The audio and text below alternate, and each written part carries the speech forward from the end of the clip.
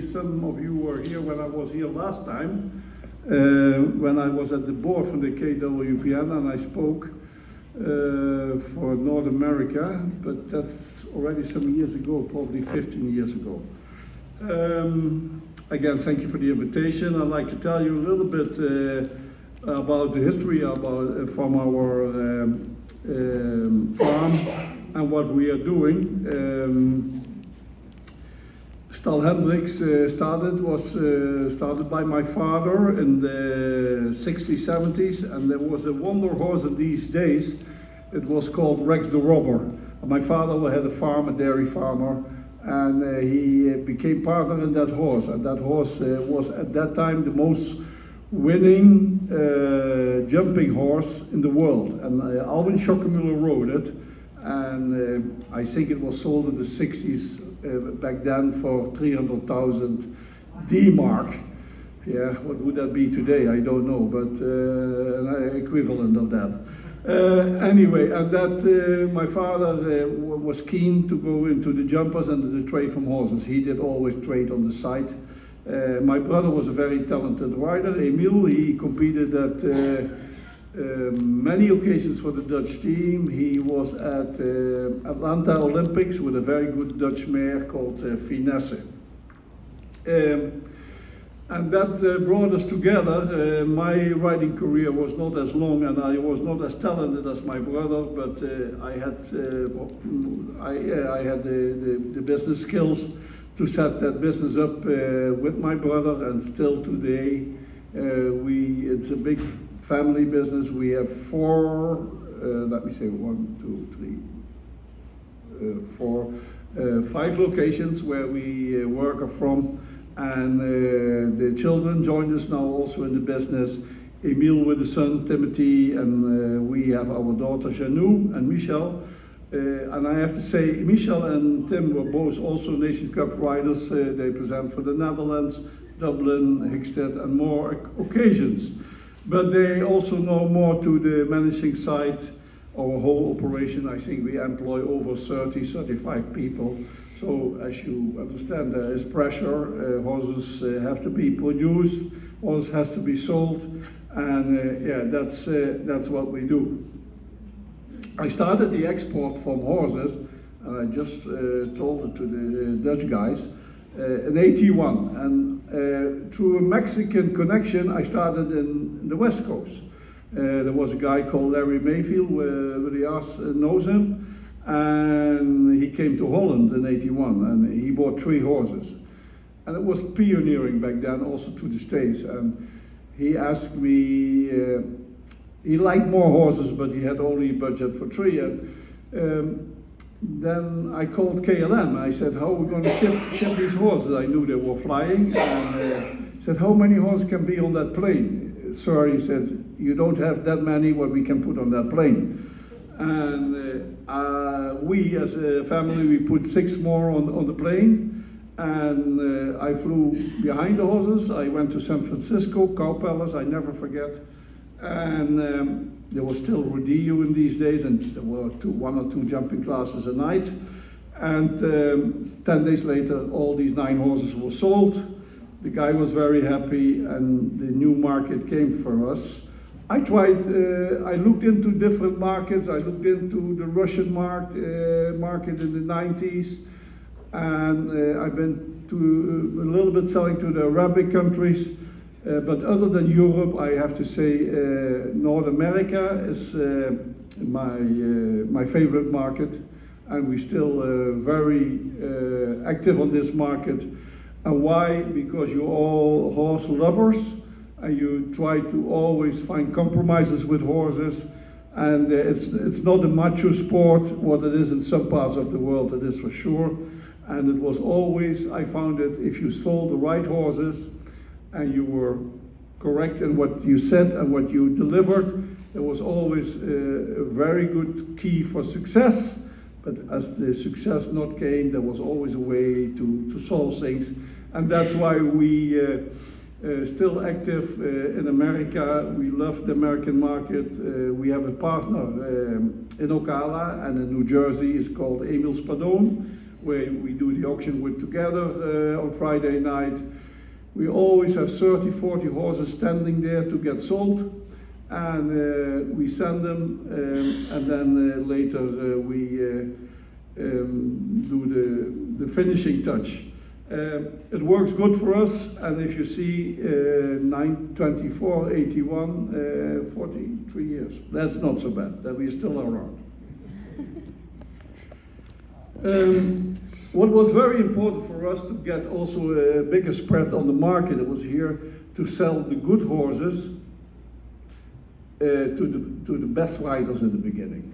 And our luck was that my brother, when he was competing in Calgary, he ran into Ian Miller, and I just checked it this morning. Ian rode 6 Olympics with horses we found for him, and we were very proud of that. And the first one was Big Ben, who was the best, still for Ian, and he's in the Hall of Fame, Canada, I think. So that also created us a great podium on the Canadian market, and we are still very good friends. Although he's no chef, but the children still come to us and buy horses with us. Then in the late 80s, there was a girl coming from Cape Bonga's. Bonga's, the name says it, is a Dutch origin. And the father called me, and he'd never been to Holland. He was born and raised here. He said, I want to have a good Dutch horse for my daughter. I sent her over with the trainer. I said, that's good. And that trainer was Laura Kraut, and she was in the beginning from her career. She was living still in the Midwest. And the rest is history. Also with Laura, I think we had 3 or 4 horses on the Olympics. The first one was the Dutch mare by Libero and now Liberty, and then later came Cedric, the Dutch boy horse Anthem, and now the horse she rode at the Pan Americans, Dorado, was found also by my brother. Unfortunately, it was not found in Holland. It is a German horse, but sometimes you have that. You should let that go if you want to have success with the best riders. So, as you understand, that are nice people to have, and you have you have a reaction on that, and that's where we sell a lot of horses to amateurs. By these people, we learn the market very well, and that's part of our success now. I would say 50% we sell jumpers to America, but the other 50% is hunters or equitation who became big in the market. And after these 40 years, you learn this market, and you try to also see these horses in Europe and pick them out and then bring them to the right persons here. Other than North America, we sell also quite a few horses in Europe. We do a lot in the Scandinavian countries. Finland is a very good country for us. Sweden, we buy. Denmark, less, but we sell and buy a little bit in Denmark. But in Sweden, we sell more and we buy more. And then, that goes down if you come in Holland to the southern countries. We are still lucky that the production from these jumpers and these equitation horses, other than you guys, has to come from 4 countries in Europe, mainly that's Germany, Belgium, France, and Holland. Okay, the England and Ireland, the number, what they do is not as big as these other countries. So I see still a future for our business, that as long as the production stay on that side of the ocean, that we can sell to your market. And for sure, you guys, you're mostly breeders, you fill it up also from this side, but as we all know, America is huge, and there's a place for all of us. So we still see and think that the American market, and okay, we know economics has to be good. We went all, in these 40 years, we had also these waves, but we think that this American market will be one of the biggest markets in horse business and in horse sport for a little while. The same problem what you have in America, and I like to have some input from you guys as well, is that the sport becomes expensive. And that's the same for us racing horses and get these horses ready before they can come to America. The cost, especially after COVID, went up. And that's a little bit a downside. We sing a lot about it. And I will be later talking about that. We bring also a lot of these young horses to the eastern countries to get them for a better price, to let them grow up and get them broken. But also when I see here in America on the shows, and I have a friend of me with me, and you know, he's not in the horse business so involved, he says, Paul, one thing I know, you know, it costs a lot of money for these fathers and mothers to do this. And yeah, that's a little bit, you know, and we cannot change that today here in this room, but that's a little bit what scares me is not the word, but that's concerns. When I started in the 80s and the 90s, you had a system, and Wim and Willie will know this very well. There were a lot of local, rural shows we founded. Breeders would ride their horses in the off-season, that they had less work on the farms, to shows. And that was our pound to fish, to find these horses. What could be better for the American market or could do top sport. And that's what we did in the 80s and 90s a lot. And we had scouts everywhere, in Germany, Belgium and Holland, to find these horses for us so we could export them to the United States or wherever. I have to say internet changed that world completely. When internet came around 2000, I have to say the world became one big town. And these farmers didn't need me anymore to find the spots for the horses. They could do that themselves till a certain level. And for sure, the sport became bigger and bigger, and there was also more competition in finding these horses. And that's where I decided I start to breed them, because if I can't buy them, I have to make sure that I can keep the business running, and we have to start breeding. And as you know, now we come to the most difficult chapter from horses, is breeding, because we have all big expectations.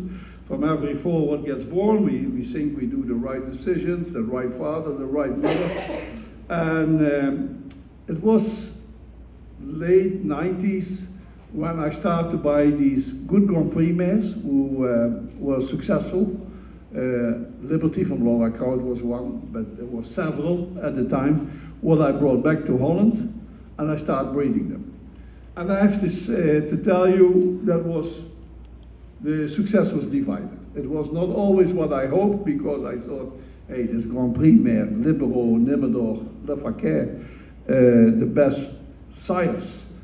And I bring him with a good stallion in Europe, and I will be the macho man. But that was not true. The success was divided.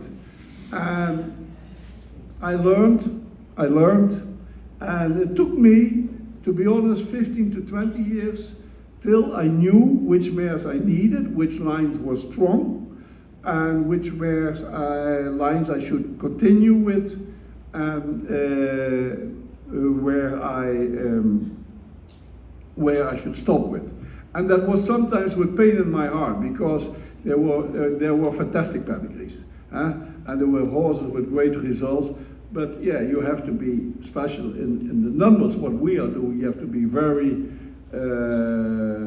strong to yourself, and that you say, hey, if it is not good enough, you give it a second chance, but then it has to be good enough. It has to live the standard. Now we breed with a couple of 30 mares, and from these 30 mares, I think 25 are embryos. And what I do, my best 3, 4, 5, 6-year-old jumpers, I try to do embryos. There's not a lot of stress of these horses, because we bring them very slowly, and I try to take the good embryos out, because I learned from the race world, And if you be in Ocala, you can't be not around thoroughbred horses and racing, that the best foals were often the second, third, and fourth foal.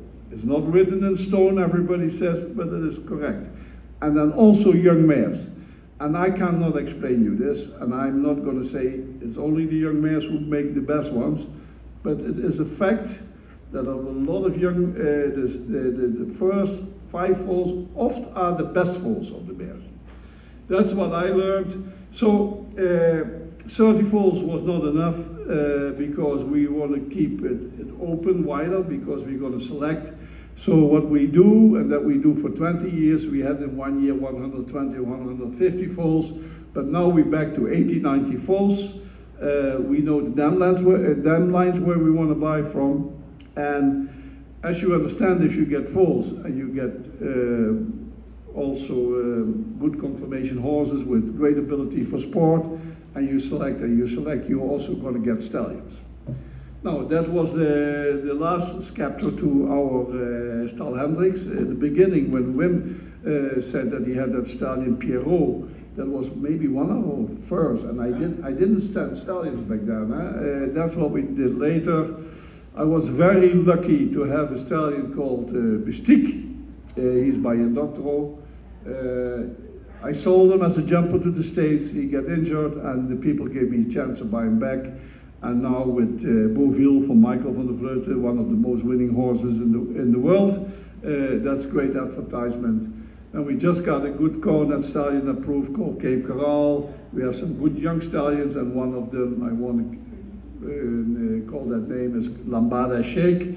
He's by Hendrix, and I have to say he could be special, and he could be the next one who makes that extra step. Why 90-80 foals? Our goal is to, after the first selection, and that's what you want to hear a little bit of me, how do I start to select these horses? We buy 80-90 foals where we think all top pedigrees. And we start to jump them during this time of year as a yearling. Why you do that so early? Because we have that many numbers and we need to be selective. And I'm not going to say that you guys have to start this, because if I would have 3, 4 horses, maybe I would start it with the age of 3. But we start to jump these yearlings, very small jump. We do 3 days in a row. If some has to feel not relaxed, they have to jump 4 times in a week. We don't jump them bigger than this, and we give them quotes for the model, for the balance, and for the technique on the jump, and for the attitude. And all these things together makes us decide if we're going to keep it, yes or no.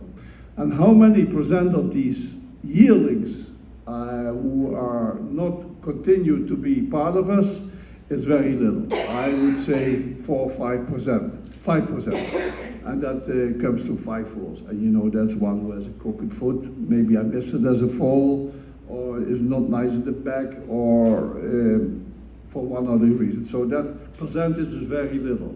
Then, you know, I'm back to 80, and then there are always 15, 20 where you doubt. And there are 2 things where you doubt them. The performance they showed you as a yearling in that indoor. It's very important that it happens on a very relaxed way, that these horses feel themselves confidence. And secondly, you see the total picture, and there are 15, 20 who go on the reserve list. And what means a reserve list means they go to a special field, a different field, and they come back in October in the fall, and then we jump them again for a week, and then you will see from the 15, 20, 5, hey, you think that's the standard of what I want to see. The other 10 cannot prove that, and they will be sold. So if I have 85 and I sell 15, so go back with 70, some injuries, whatever. So when they get 3, we have 60 left. We start to X-ray them. The stallions we start to X-ray a year before, But from a group from 60, I have maybe 10 stallion prospects, and at the end of the day, I go with 3-4 to the stallion show. The other ones they get X-rayed when they're 3. Now, as you know, that's also sometimes disappointment, even if you think you know everything, but then you find out you didn't know everything. I'll be very honest with you. I take the ships out. I talk with my vets, and people say, Paul, that has to be killing that they're OCDs.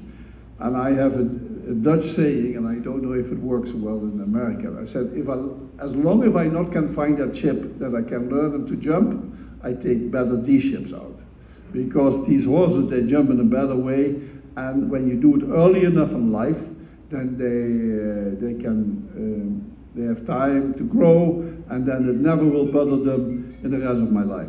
From these horses I just called you, from these superstars, 5 out of 10, they had vetting issues. They were clinical, very sound, but the mindset from the horse makes the quality horse. It's not the X-ray. But we have to deal with it, but okay, we try to clean it as good, and then these horses will be also useful to put them in the sale market. As I said, the 2 years old we do earlier.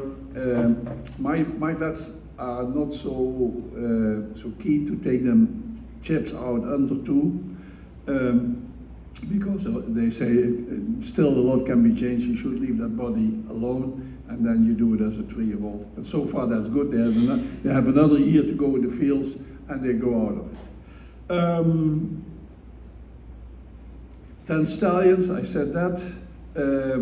Then when they're 3, I have 60, and we said to ourselves we're going to ride every year new group. And that's going to be around 40, 50 horses. So they are, and these are the better ones, because we select them on jumping, we select them on models, and they have all good pedigrees. There are almost no bad pedigrees anymore. And then we say we're going to auction 15, 20. People like to buy horses. We have, as a mark, HX behind our horses if they're homebred. And people have good experience with that for the jumper business, and I have to say our auctions for 3 years old is mostly held in December. They go online. I have to say so far it's good. You have reasonable prices. Listen, they go from 15 to 50 in that auction, and I think that's a reasonable price. They should be not overpriced. These other 40 we're going to ride. As I said before, the Netherlands is also getting expensive to get these horses broken. And to start, so we have people in Hungary where we work with for 10 years and people in Poland for 15 years. There they go. The prices are better there. We do that breaking without any stress. We leave them 6 months there. Then they come back to Holland. The ones who are disappointed, which still can happen, they're going to be sold. And the other ones, they go back in the field for another 6 months. And then as a 5-year-old, we pick them up. And then we have a full year for them,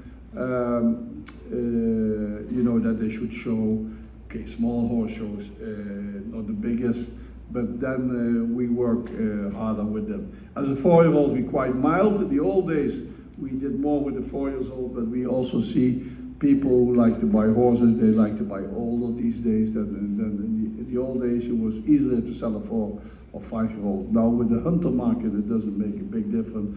But the jumper people, they want mileage. They prefer an older horse. Maybe you would think, and I have to come back to that, why I select everything as a yearling.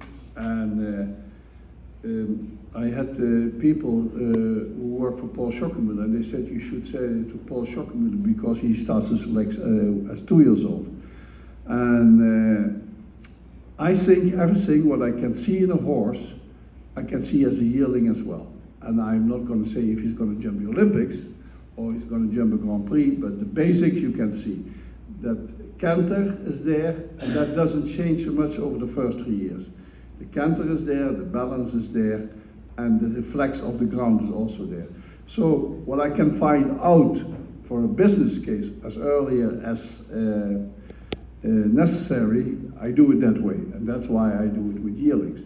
Although I understand for private people with 5 or 6 horses, that's not so easy, but with the numbers we do, I really like to do it that way. That was a little bit what we are doing. We're showing also, we have an auction in Ocala. We had, as I said before, 2 of the children were showing up Grand Prix level. We just hired now a new rider from Italy. He was champion there. He was champion of the seniors last year. He rides one of our stallions. He started now full-time with us. We think to have the connection with the sport for these extra horses, we need also to be active on the 4 or 5 levels, 5-star, 4-star level. And that's really what we try to do as a business, as a brand, that we be there in the middle. And I think you have to be there to be very alert what you need for the sport, because you can see it there, and also to make the connections. I would like to get some interaction from you, ladies and gentlemen, with some questions, and then it is going to be, I think, even better. This was a little bit my story. This is a little bit what we do, and thank you for your attention for the last 15 minutes. Thank you.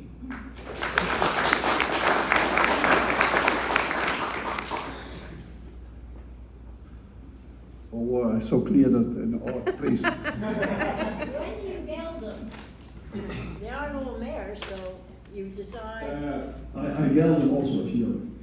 Only like from that whole group, 80, 90, 10 stay stallion, because then I think you have the presence as a stallion. They have all the pedigree to be a stallion. And I said that also in Holland where we got together. I said they have all the pedigrees. There are no bad pedigrees anymore. But a stallion also has to stand out in the group. He has to have that expression to be a father, and then that is very important for me. For some people, is it less important, but I think they're coming back to it. And actually, now I go different direction. I was at OBS today, seeing the race horses sold, and the first thing what I said to my son, I said I was here 10 years ago, and they look way more to conformation and models than they did 10 years ago. So, like I said, a stallion has to stand out. If they are not, I geld them as a yearling. Sometimes, 5 years later, I said, oh, I gelded that one too early. But the other 45, they were gelded at the time. Hi, I'm not sure if the question, you reminded me of a question I had. So, taking chips out, are they still eligible to go to the KWPN stallion selections? No, but these are also only horses who can go for the sport. On certain parts, and now I need help. The ankles that can be removed and still can be able then to be a stallion. But in the hocks not. And now I look to hocks and stifles we don't allow, but on the ankle, en dat could be, hoe noem je dat, omgeving. Ja, maar ook omgeving dat gebeurt. Ja, okay, could be like a growing, growing up. But in the stifle or in the hock, that would be saying something more about the horse. So there, not. But our horses in the top sport will be operated on stifles. Stifles scares me a little bit more than hocks. But with hocks, when you take them out as a 3-year-old with a 5-year-old, 99% no problems. When you're at Emil's, ask him to show you the horse that we bred that we're in partnerships with, Rockstar, who was the top yearling jumper in the country here. So maybe you can see him. Where is he? At Emil's Bedone, Redfield. Oh, Rockstar. Yeah, You know what? I saw him. Oh, you did? He's proud of him to have him because he's the Tangelo. He's the what? Is he by Tangelo? Yes, he's Tangelo Diamant, Baloo. Absolutely, a liver chestnut. He's actually dark bay, very tall. Yeah, but, okay, I looked over and I saw, I was in his barn, in his box yesterday, and Amy liked him, I liked the model. Okay? And he was very high on it. Okay. Congratulations. Thank you very much. Are there any qualities that you find in young horses that you are later train outable, or traits that you say you've seen it when it's young and it stays that way throughout sport, or certain traits that you can train out? Yeah, you know, you have to look at conformation, you have to know your bloodlines, but for sure when you start to work them and you start to ask certain things from them, you know, and if that body wise is going to hurt, you're going to get reaction and they don't do what you want them to do. Yes, you know the bloodlines where there's more risk and then the other. There are stallions in the Netherlands who are very capable and make fantastic offspring, where you know a little bit, it could be on the edge, you know, but you know, still, like I said, if they have the ability, you like to work with them, but you're aware of it and you go slowly and then you try to get the best out of them. Actually, basically wanted to ask you how you look at mind. How do you judge that in the young horses? Can you talk more about that? As you heard, I start the beginning of this that I really look into dam lines because that's the information what I should get. If I know this dam line brought horses who are adjustable for the sport and who are willing to work for you and would do that extra step, that's my first selection. So I like to come to pass that, you know, that I'm not walking into these horses. And yeah, for sure, if you have 80, 90, there's one disappointed and one proves himself up. But the dam line, and that's, you know, it's, we call about exterieur, that's how we look from the outside to a horse. But the interieur, the inside is way more important. But only by performance you can tell they're willing to work. And that's how we select and how we buy foals. Like I said a couple of times, the names on the paper, they're always good. But you know, hey, this dam line. Actually, I had today a horse here in the auction. I think it will be one of the better sales in the auction. And if I say to him, it comes from the north, Oberlina line. Yeah, Haseberg, yeah, he knows the breeder straight away. That these horses, they have the willingness to do sport. 40 years ago, they were already producing. Yeah, Queen of Diamonds who won Grand Prix of Rome. But that's always what you see back, and that's why we always say to everybody, look at the dam lines, look at the dam lines. Do you do radiographs on the neck and the back on your young horses, or at what point Yeah. is that important because it's becoming so much a part of selling in our industry? Absolutely, and I'm not agreeing with the doctors so far. The affection of the, and you say very correctly, most of my deals go wrong on neck and back because we never x-rayed them before. Right. I'm 65. I did 40 years buying horses and Olympic horses without doing back and neck, and now we have to do every single horse. If it is $10,000 or it's $1 million. The thing is, we don't know enough about it. And things you don't know enough about, you get scared from. And then you say, no, because he could be wobbly, or he could be dead. For sure, extra bad in the back or in the neck, yeah, we all see that can be on the side. But you know, when a little attachment is in the back, I walk away, it doesn't scare me at all. But yeah, some vets, they threw them out. And it's definitely an issue, and I was thinking the other day, what still can we x-ray of a horse? Huh? We do the ankles, we do the feet, we do the stifles, we do the back, we do the neck, the front knees sometimes. Yeah, we could start to x-ray the head. But you have to deal with it. And I think when we 10 years further, the doctors know what it brought and what then I think they will get milder about it. But for the first beginning, we have to deal with it. And the only thing what I do, give guarantees. And where I don't agree, and I think Willie and Wim also would not, they agree with me, where I don't agree, they say, oh, he can be wobbly, you know, because this neck x-ray is a little bit like that. We get horses wobbly when they were 2 or 3 in the fields. Then it's when it happens. But when you start to ride them 5 till 15, or there has to be another sickness coming to the horse. But I never saw a sound horse get wobbly or losing track because of the X-rays. Most of a growing thing. It's most of the growth. How many times we not came in the field with him and that we saw a super 2-year-old or yearling and you see straight away he's wobbly.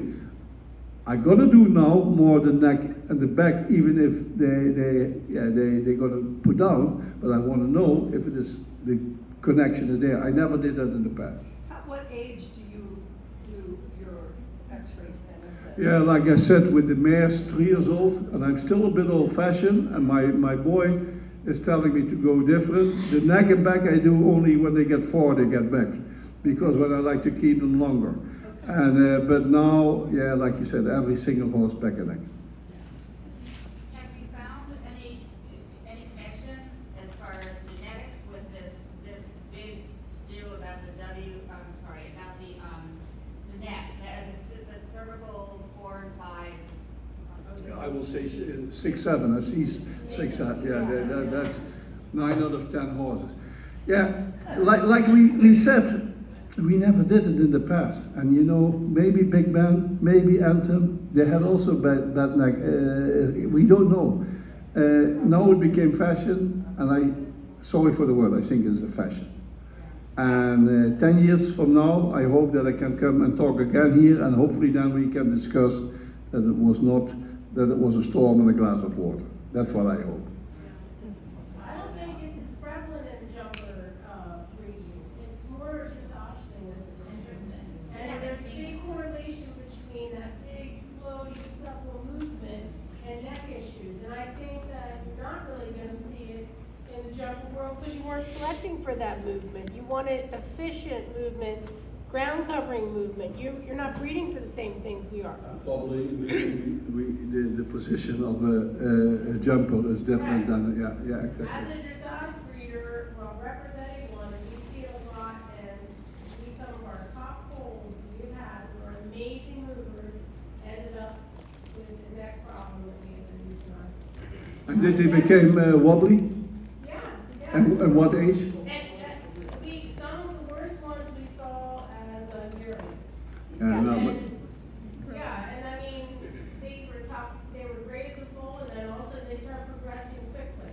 And you definitely see it. Yeah, but that's what I You're said. saying as youngsters. Yeah, but you said yearling, but yeah, you see it awfully as yearling, 2-year-old, 3-year-old in the field. I hardly saw a 5 or 6-year-old becoming wobbly, or there has to be something with the nerves. But that's Right, or something. maybe they got injured, but I Yeah. think that sometimes it gets overlooked in yearlings and stuff. It's not till you start riding them that the rider starts saying, hey, this is weird, or the horse it's not moving its hind legs right. But a lot of amateur breeders, they see the babies running around and they don't realize that they're moving strangely. They just think that it's a pretty big mover. What I always tell to the people, also with foals, if they start to do this with their tail behind, Yeah. that's the moment where it's starting, and then they Right. overpowering themselves. But then if that tail is going to do that, and if they don't give you that pushback in that tail, Right. it's not always a guarantee, but that's a sign. Right. I just think it gets overlooked, and a lot of times over here doesn't get diagnosed until they start under saddle, because people don't know what they're seeing. They just think it's pretty. Megan, so you're correlating it with elasticity and. Someone is, yeah. Yeah. Well, if you read about it, they'll tell you about it. Correlated with elasticity, the really loose bodied horses are more likely? No. But the ones who move that extravagant, Yeah. that's where it starts. Yeah. So do we see that in the harness horses? They move pretty big, right? It's different. It's different. Yeah, it's different. Different? But the big thing is how you can notice it. When a horse should move, even if it walks away, it should lift up the tail a little bit. You should look underneath the tail in every step. But if a horse is like this, it's like.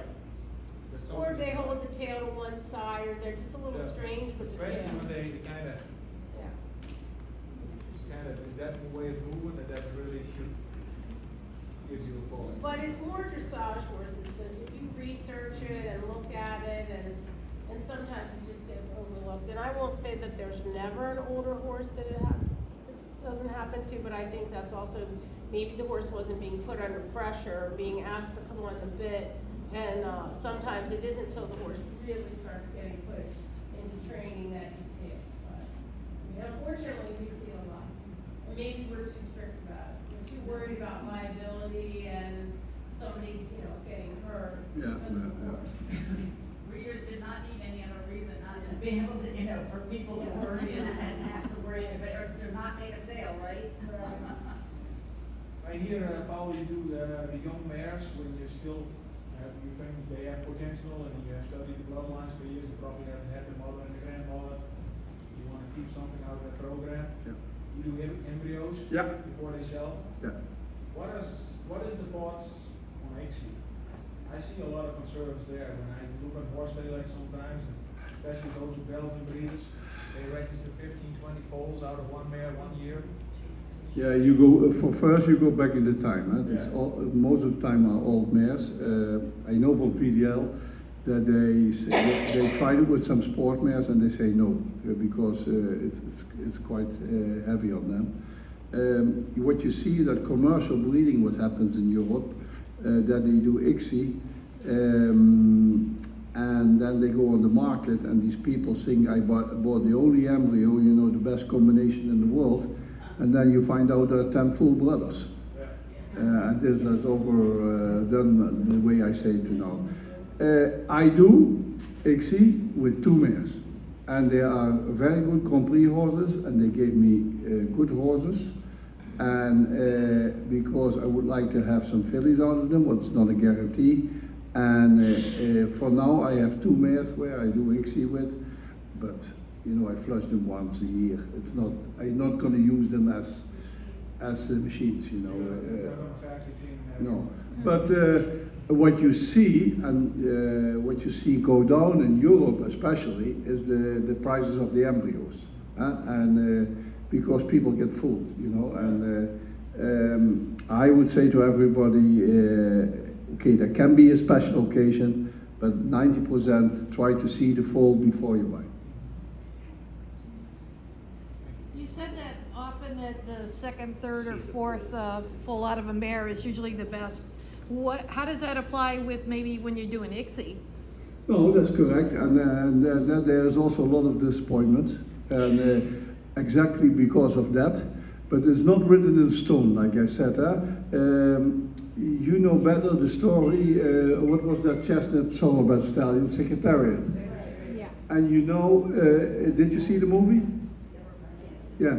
Then the pig from the owner from the stallion was Secretariat because the other foal from that stallion was a second, third foal, and they kept that. Yeah. And the other one they sold. And Secretariat was history. So it is not always true what I'm telling. And Secretariat came out of an old mare. That's what I try to say. Yeah. You see, you like to have that special combination. But what I see, I would say scoring 20-25% really successful. And with younger mares, I have more success.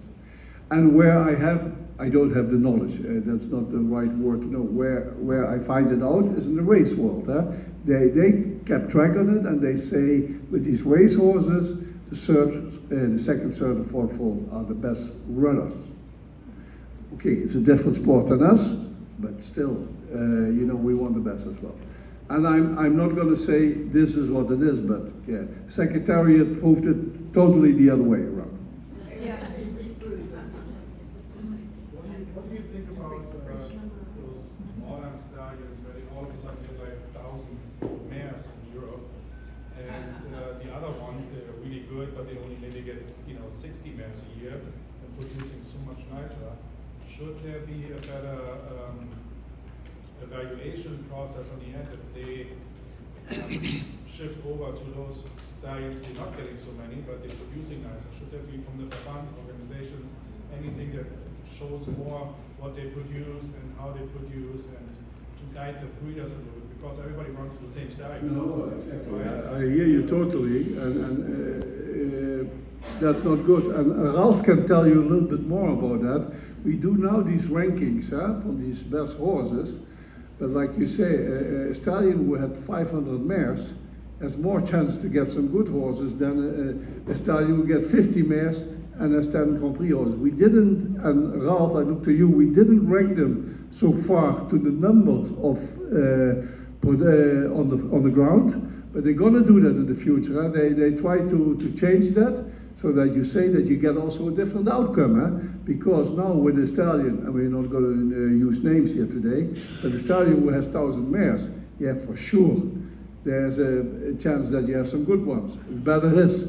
But now we have to find that stallion, like you say, what is with 50 offspring, who can compete with that one with 1,000. And that we have to put up front, because we should use that one more, and the other one slowly. Should be limited some stallions.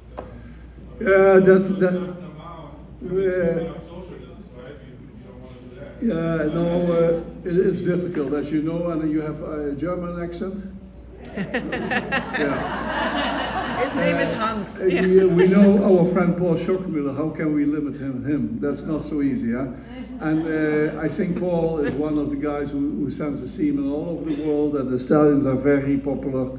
And it's not so easy. I don't know if we're working on things like that, but the freedom. I know by the KWPN, but now I talk about 20 years ago, we were afraid when Nemedal, in his good years, or in Doctor had 300 mares, we were scary, this is going wrong. And then we said in the board, we can't stop that, because if we say as KWPN, you can use 300 mares, 150, and then, like you said, then you get an effect that other stallions get more chances.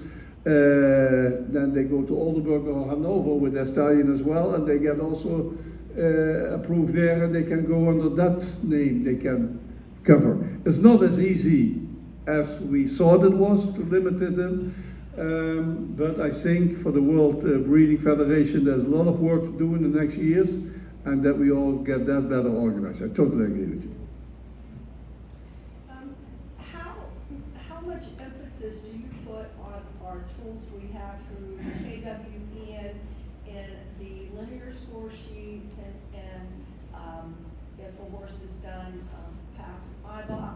You originally said, if I understood correctly, your sport horses were the ones you bred because they had showed the talent, and then as your programs developed, you're looking a little more maybe at conformation and character and things like that. Is that true, or is it solely sport and you breed because all the pedigrees are? No, because you're correct the way you say. And why I like to have a good conformation, we want to stay away from that vet. And everything what is not correct in a horse, it's gonna work the wrong way. Huh? This is a too short leg, or is it a too short neck, or is the horse is crooked in front. So that's why conformation for me is very important. Even I go with sport lines, but I like to keep a good conformation. The other question you had, is EBOB important? I don't think I go with my mares to EBOB, because I think with the numbers I have and with the experience I have, I can almost say what they're going to be. But for these breeders who don't have the comparison like we have, their EBOB is perfect, because they are good judges and they tell you, hey, listen, this horse carries himself well, it gives you the notes. So yeah, I'm very positive about that system.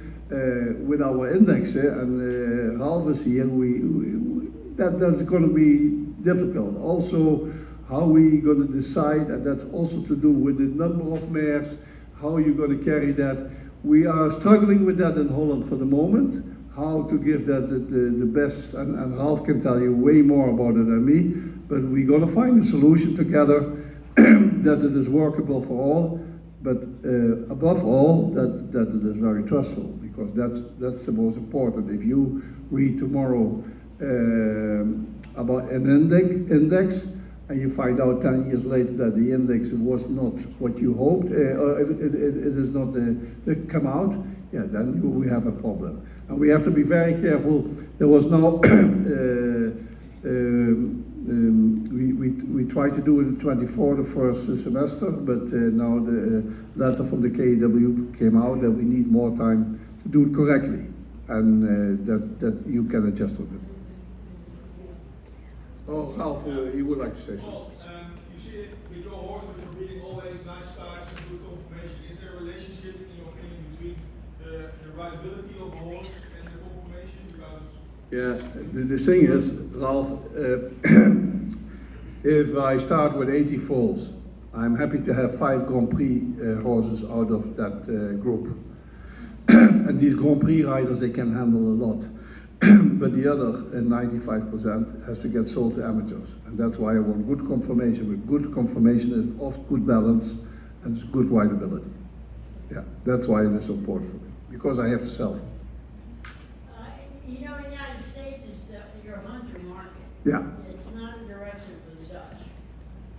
How do you decide? You said you sell to the hunter market. Now, how do you decide of these 90 babies before you're going to go? Do you select for hunters as well? Yeah, and Lines?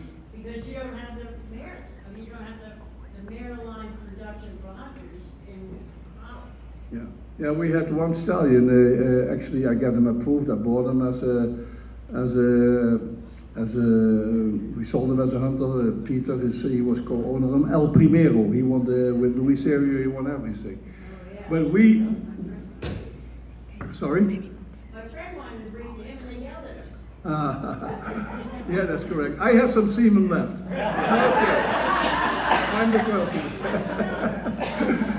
You know, you see that guy in the back there with Peter, you go and he sells it to you tonight.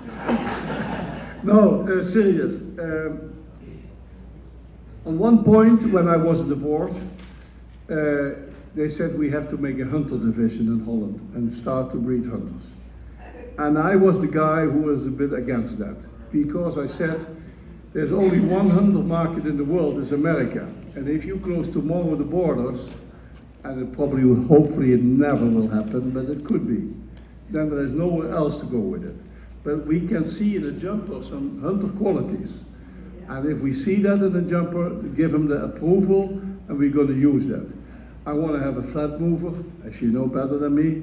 I want to have a flat canter, and I want to have perfect knees. Yeah? And if I see that in a 3-year-old or in a 4-year-old, I keep it because he's going to go for the hunter market. Yes, we like hunters. We know where we have to look at, and yeah, we take that very seriously. Yeah, and we have also stallions in Europe who bred more hunters than the others, you know. But okay, they have also the gift. What's your percentage of those 90? To be hunter, I would say 10, 15 go for the hunter market. Yeah. Do you cross over into breeds with American stallions, or are you only one breed? Like, would you only do Dutch, only the Hanoverian? Oh no, I'm a guy from outcross. Yeah. Okay. Yeah, absolutely. I was a big Holstein fan. I bought a lot of stallions in Holstein. I bought a lot of jumpers in Holstein.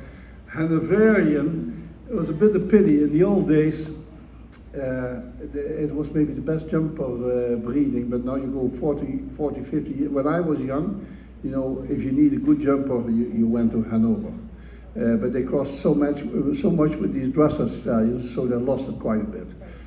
I have to say, Oldenburg is coming back very strong with Schockemüller running Oldenburg, and he's the president. But no, we have to also, for the Dutch stud book, we have always to see new stallions if they come from France or they come from Holstein. We're happy with them. And as you know, we had Burggraaf, we had Joost, we had so many good stallions, Libero, and they all were picked up in Holstein as youngsters. How do you get the information on the other stallions that we have access to in the Dutch, but I can't find in the registries of the Hanoverians and the Holsteiners, as far as score sheets and x-rays and OCD, the genetics? How do We are Dutch are more open-minded. Yes, Yeah. so how are we encouraged to go outside It would be difficult, I can tell you. They're changing it a little bit, and maybe the gentleman in the back, he is German, he can tell us better. But no, I'm serious. But it's also for me quite difficult to find as a Dutchman. You know about the Dutch horses, but I know the line so well that I mostly find. But for the other stud books, it's not so easy to find. But they get more open about it, or not? Yeah, I mean, Oldenburg is always open, you know, like they use French lines and whatever. The only ones that's kind of like really still in the protective mode is Holsteiners. Yeah. And they've been through a lot of problems and we walked it and they think they can get out of it. But gene pool is very small and yet smaller, almost like the Trachenas in the dressage. So they have to make sure that they get more different blood in, but then they're afraid to open up too much. That's why Belgium and Holland and Germany, US especially, are so leading in this whole thing because they're choosing the best diets from all over, and they're not discriminating against any breed, and they choose what they want in their books, and that's why they're so far ahead. Thank you. Do you keep the best mares to breed, like breed the best or? Yes, before I sell them, I like to have some offspring. What age do you start breeding your mares and how fast? Couple, I take the first embryos out with 3, but I'm also with these show horses. They have to give it to you. If you have to start to inject to get it going, forget about it. They have to give it to you, you know. And I try to be a horseman, and you know, some mares are not ready for it with 3, some mares are not ready with it with 4, and after 6, you know, then the stress from show jumping gets bigger, and then I don't touch them anymore. Where do you keep you have recipient mares now you have to have for all of them? Oh Jesus, I need some more acres. Yeah, that's a bit the negative side on it, but okay, that's part of it. Last chance. Oh.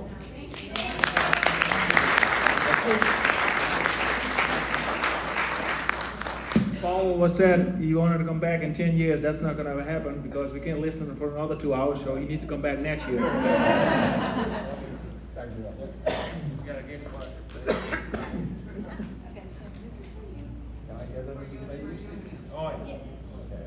Thank you so much. And I love white wine, so it's going to be a good evening. Just hide it in this cover. Thank you for your attention, and until next time.